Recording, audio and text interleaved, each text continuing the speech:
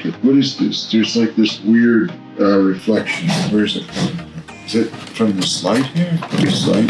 Hello, and welcome to another exciting episode of Gathering More Leaves, the podcast where we explore family history and genealogy. I'm going to recap where we left off in the previous episode, but I first wanted to let you know where we are in terms of the bigger picture.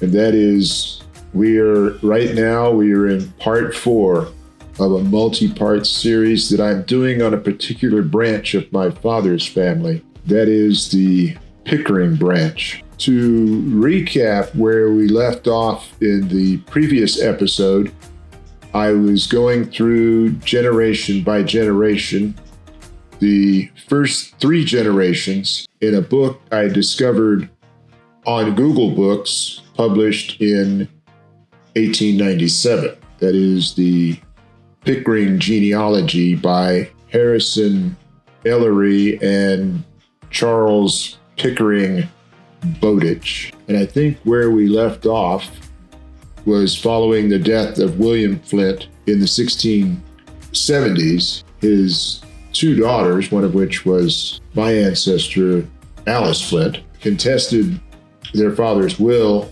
and they delayed the distribution of the estate for about 20 years. And this was not resolved until the 1690s. So now, picking up with the 3rd generation, my ancestor, Benjamin Pickering, belonged to that 3rd generation and was the son of Lieutenant John Pickering and Alice Flint. Some genealogies list his name as Benjamin William Pickering, which I find unusual for a few reasons. First, it is remarkable because no one else in the family seems to have had a middle name. And secondly, it wasn't customary for Protestants of that time to give their children middle names. The Puritans were known for their aversion to excess. As I think I mentioned in the previous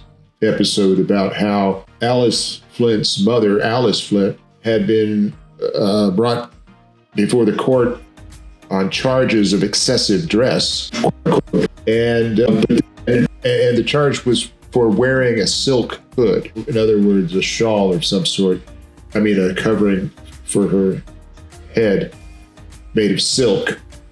And this was considered to be excessive dress. But then when they realized that she had a personal fortune of over 200 pounds, they dropped the charges because apparently if you were wealthy, then I guess you really literally were above the law. Now, so anyway, that was something that was talked about in the previous episode, and I mentioned that because of Benjamin Pickering sometimes being shown as Benjamin William Pickering, and it was considered to be excessive or ostentatious to have more than one first name. Like the Spaniards, for example, would have lengthy names, this surname, this family name, and then this saint's name and this saint's name. And there was also, I note that Benjamin had a younger brother named William who was very close to him,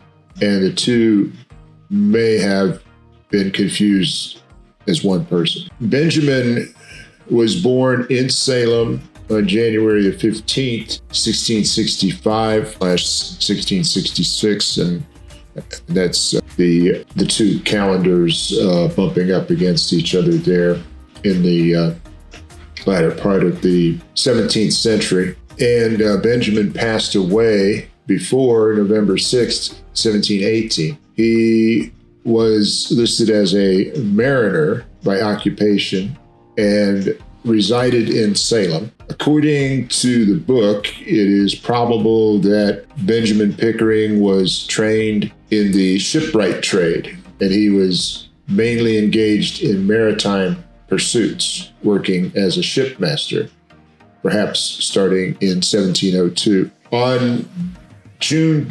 22nd of that year, he conveyed land to his brother William. And in this deed, he is referred to as yeoman alias shipwright. In deeds from 1695 to 1696, he was called a mariner.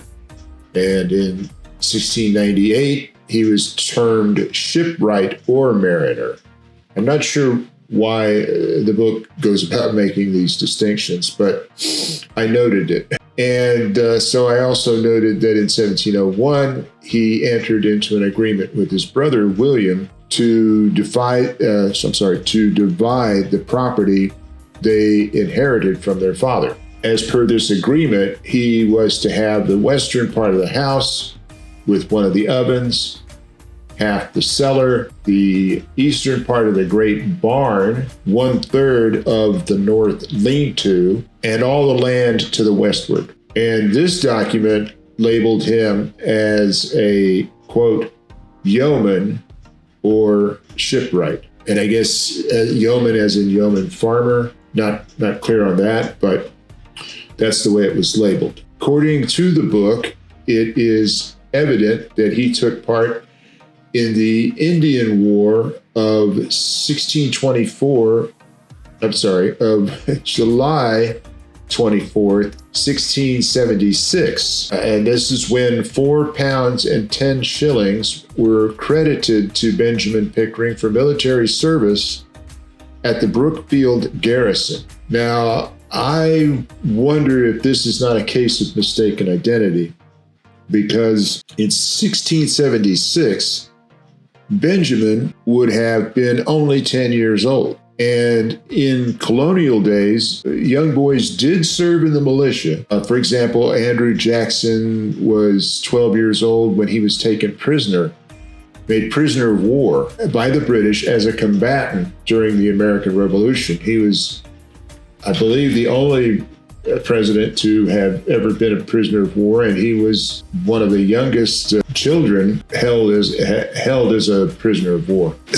It's not clear as to whether this is, like I said, a case of mistaken identity, and that Benjamin Pickering did indeed, was granted credit for this for military service at the age of 10. The book notes that Benjamin Pickering has more descendants bearing the name Pickering than any of his brothers. I'm not clear that more descendants, they're talking more descendants back in the day or more descendants at the time of the book when it was published in the 19th century. I'm not sure what they mean by having more descendants.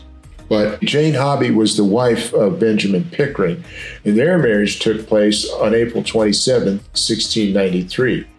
She is said to have originally come from Plymouth, England. She outlived her husband by 32 years. The book lists Benjamin's 7 children, including my ancestor, Edward Pickering. Edward Pickering was born on November 18, 1701, and he passed away in his 93rd year, which would place his death in 1794. However, this conflicts with other information that suggests he died at the age of 86 before May 1788 in Bedford, Massachusetts. He married Hannah Gowing of Lynn on March 12, 1724. Hannah's maiden name was Bancroft, and she had been previously married to a man named Going. I've mentioned in the past about a branch that takes me all the way back to Charlemagne. It is from Hannah Bancroft that I get back to Charlemagne.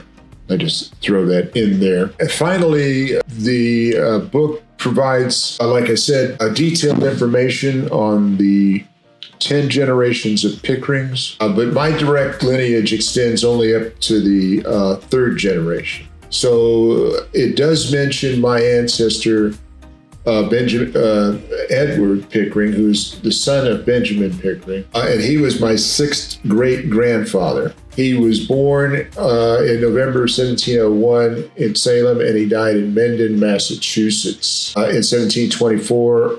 Well, I've already mentioned this. He married Hannah Bancroft in Lynn, Massachusetts, and that it was shortly after that they relocated from Salem to Mendon, a town in which I've written down here in the frontier of Western Massachusetts, but it's really not. It's west of Boston, but it's not even in central Massachusetts.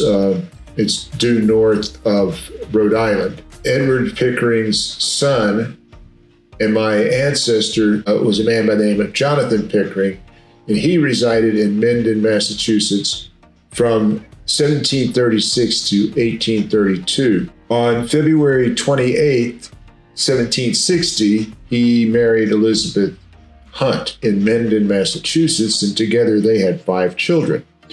Jonathan lived a long time, passing away in April 1832 at the age of 96 and resting in peace in Massachusetts. Jonathan Pickering, the son of Jonathan and my ancestor, my 4th great-grandfather, was born around 1761 in Massachusetts. He eventually made his home in Gibson Hill, Susquehanna County, Pennsylvania, where he sadly passed away around 1809. Jonathan is known to have been a veteran of the Revolutionary War, serving in Fishkill, New York in, I believe, 1778. Jotham and his spouse had several children, one of whom was my 3rd great-grandfather, Corbett Pickering. Well, that's all the time we have for today, and I hope you enjoyed this episode. If you did, be sure to click the like button down below, and don't forget to subscribe to this channel. Goodbye for now.